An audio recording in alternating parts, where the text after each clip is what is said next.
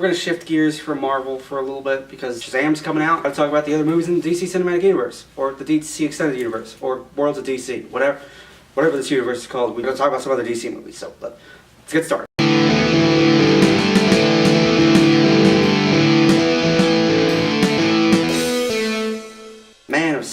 So Man of Steel is a reboot of the Superman franchise, an origin story of Kal-El / Clark Kent / Superman, and it's directed by Zack Snyder, written and produced by Christopher Nolan, so obviously there's a lot of positive things going for this movie. And yes, there will be spoilers, because this movie is almost 6 years old, so if you haven't seen it by now, that's your fault. So in Man of Steel, you have Clark Kent. He's pretty much finding his place in the world. He's from Krypton. He's got these powers. He's pretty much got to figure out what he wants to do with them. Does he want to keep it to himself? Does he want to put himself out there in the world and actually do some good? Pretty much the movie in a nutshell. The movie opens up on Krypton, because any Superman origin story is going to open up on Krypton. That's just a fact. Jor-El, Superman's dad, ends up in a council meeting, laying into the council saying, harnessed everything, we tampered with the core of the planet, we're all gonna die. I have a son now, and he can be our one hope if I can get him to this habitable world, essentially continue on our race. Pretty much we're all dead, but my son can carry on our legacy. That's what Jor-El's saying. And then General Zod storms to the council. He starts taking them all hostage. He's like, council is disbanded, you have led us all to ruin, and now we're taking control so we can all survive. And I really do like the first 20 minutes of this movie that are on Krypton. You get a feel of Kryptonian politics, you get a feel of Kryptonian science, you get a look at Krypton. Krypton is vastly different from it was in the Christopher Reeve movies. It's not this pretty crystal-y world. It's this barren, kind of desolate, really run-down place, because that's pretty much what they turn it into. Jor-El takes the codex, puts it in his son. Zod rocks up to Jor-El's place, which sidestep for a minute, because the scene when Jor-El and his wife are saying goodbye to Kal-El, you really actually feel the weight of this decision they have to be making. They're sending off their only child, probably to die. They don't know if he's going to make it out there. They're never going to get to see him grow up. They're never going to get to see him walk or say their names. It's a really touching family moment that I really enjoy. So Zod storms in. He tells Jor-El to not launch that ship, and then a fight breaks out. Jor-El, being like Mr. Science guy, how he has like this suit of armor, and he just is so like on par with Zod in terms of martial arts and fighting styles. I don't know. Just don't ask that question. It's a cool scene, so just we'll let it slide. Jor-El ends up getting the upper hand. Zod is still pleading with the fact that the Codex is our future. If you launch that ship, Krypton dies. That's it. Krypton is dead forever. There's no continuing our legacy. There's no continuing our race. What's dead is dead. She doesn't listen to him. She launches the ship. Zod rages out. He stabs Jor-El in the gut, which I do like that Zod kills Jor-El, even though Jor-El is just going to be dead when the planet explodes in like 45 minutes. But it does kind of add another dimension to Zod, because they established that they're friends, and he pretty much kills his friend in cold blood. And then Zod and his crew end up getting banished to the Phantom Zone in these weird little black dildos that's come on, you know that's what they look like. As Krypton is basically exploding, Kal-El's mother is looking up and she's like, you can make a better world than ours, Kal. And then Krypton blows up and Kal-El crash lands on Earth, and then it immediately cuts to the present when he's just kind of working on a fishing boat. And then you get to that point where the movie kind of is intercutting between the past and the present, and sometimes it's kind of jarring, giving you flashes of who Kal-El is, who Clark Kent is. Not really done as smoothly as it probably could have been, but it's still filling you in, and I guess that's all that really needs to be done, right? Pretty much just skip ahead where he's kind of hopping back and forth between odd jobs, and the trucker dude pretty much pisses him off, and he rages out and just like sticks all these telephone poles and jacks up his truck. Clark Kent, even he's allowed to get angry and just kind of rage out and do something that any kind of normal human being with his strength would do. So he finds this Kryptonian ship, and he's got the little like Superman key that his dad gave him when he was put in the pod. Jor-El shows back up, and Russell Crowe's really good as Jor-El, giving him exposition. It's like, this is who you are, this is what Krypton was, we are dead now. You can be the bridge to Krypton culture and Earth culture, and here's the Superman suit. So he gets the Superman suit, and he starts flying. You can tell that he's really enjoying the shit out of it, because he's like, hey, this is awesome, I'm flying! A lot of property damage to the Arctic, but it's still a really cool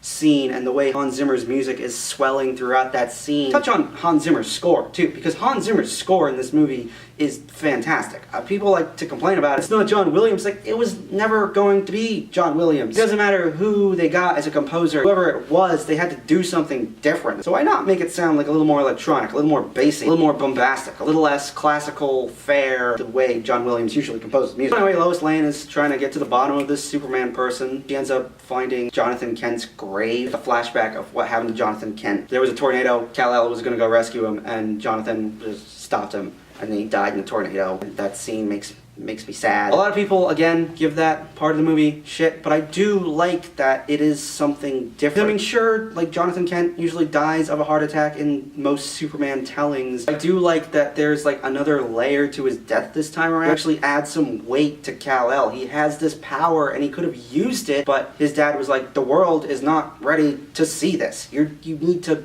stay hidden. If that means I die, that's just what it means. Now is just not the right time. I'm sorry, but that's...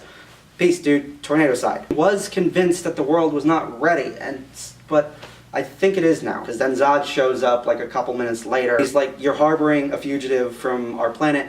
Get him over to us, or we're pretty much going to start wrecking your shit. They turn him over to Zod, and Zod's ship is like not atmospherically compatible with Earth, which is the atmosphere that Kal-El essentially got used to. I do kind of find that a little weird because I always like thought that Superman's powers derived from the yellow sun. Like, if he's on a ship that's a different atmospheric pressure than ours, wouldn't the sun shining outside in the window still be enough for him to be like, yeah, no, I'm still Superman. I'm not gonna choke up blood and pass out, but he does that anyway. And then Zod telling him his whole plan. We got stuck in the Phantom Zone, Krypton blew up, we got out of the Phantom Zone, and when you activated that ship, you kind of led us here.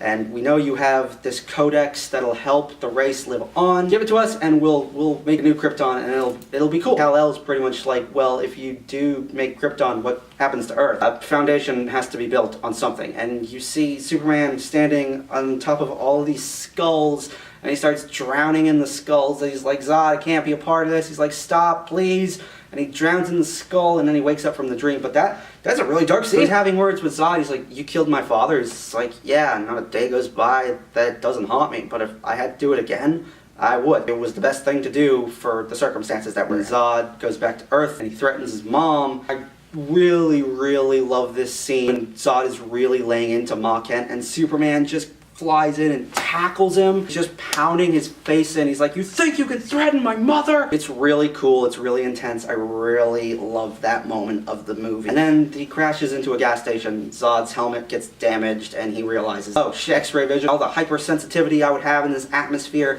that Superman already got accustomed to like 30 years ago.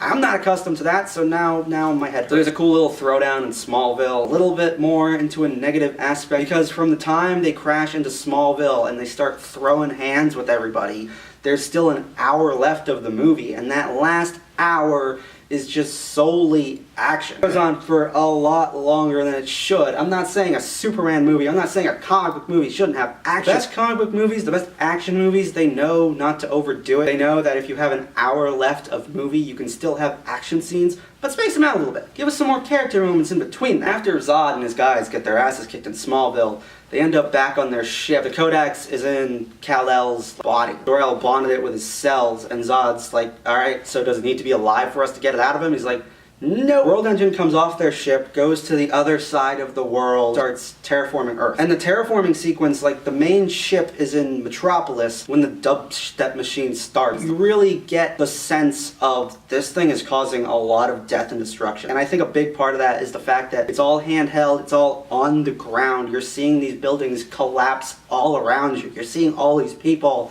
get crushed under all this debris.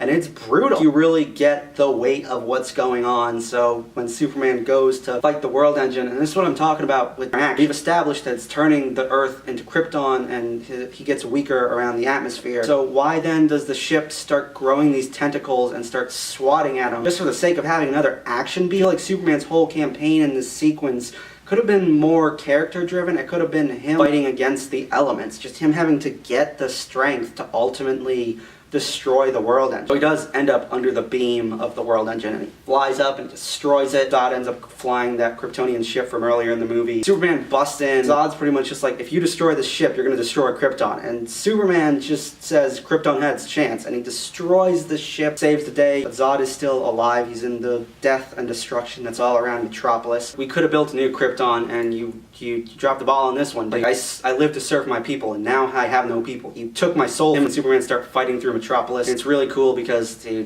kicks a LexCorp truck towards him, and then they fly to a LexCorp building. So yeah, they're throwing hands, they end up in space, and they destroy a Wayne Enterprises satellite, which I thought would have been the main reason that Batman wanted to kick his balls in and Batman v Superman. It wasn't, but it would have been funny if it was. They're fighting, they're destroying the city, and again, that's another thing that I've always defended in the movie. Everyone's just like, why didn't Superman just lead Zod somewhere else? It's like, Zod was gonna have the upper hand. Zod's like the more militaristic, battle-hardened dude. Superman is only gonna be able to do so much to get him out of the city. Might as well just deal with the cards you're dealt and just deal with some collateral damage. Anyway, him and Zod end up crashing into a train station, and Zod is going to fry this family. I'm talking about controversies in this movie. This movie is very controversial. Zod is going to fry this family. Superman is giving him every chance. He's like, don't do this, please. And I really like that he had to kill Zod in that instance. He just snapped Zod's neck, and he screams in pain. He hates that he had to do that. It's not like it's something he took pride in. He gave Zod so many chances to just not fry this family with laser eyes. And Zod's like, never.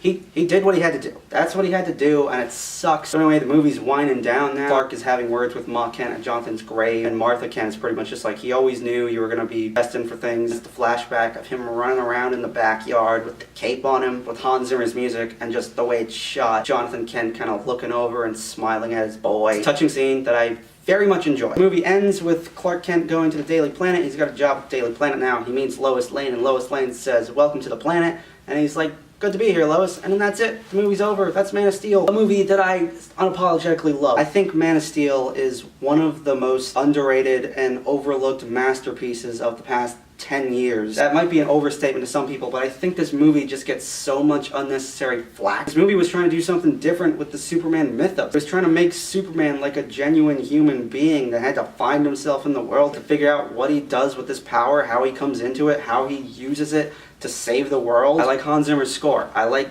the direction that Zack Snyder took Superman in. The whole arc that he had planned was Man of Steel, Batman v Superman, Justice League. Those movies were going to slowly conceive of the arc of the more Boy Scoutish Superman that we're just never going to see now, because this current wave of DC films is pretty much done. I'm not really keeping my ear to the ground with the Henry Cavill situation, but I do think he's just about out as Superman, which sucks because I really do enjoy him as Superman, and if he's not going to be Superman anymore, it's not gonna be sad. Henry Cavill is great as Superman. Amy Adams is great as Lois Lane. Russell Crowe is great as Jor-El. Michael Shannon kills it as Zod. I still have yet to see a villain in a DC movie I enjoy as much as Michael Shannon's turn as General Zod. The flashing back between past and present is definitely a little choppy at times. Last hour did not need to be just all action. It was definitely overdone. Man of Steel is still a great movie. I still love this movie to death, and I will always defend it. Man of Steel is awesome-tastic.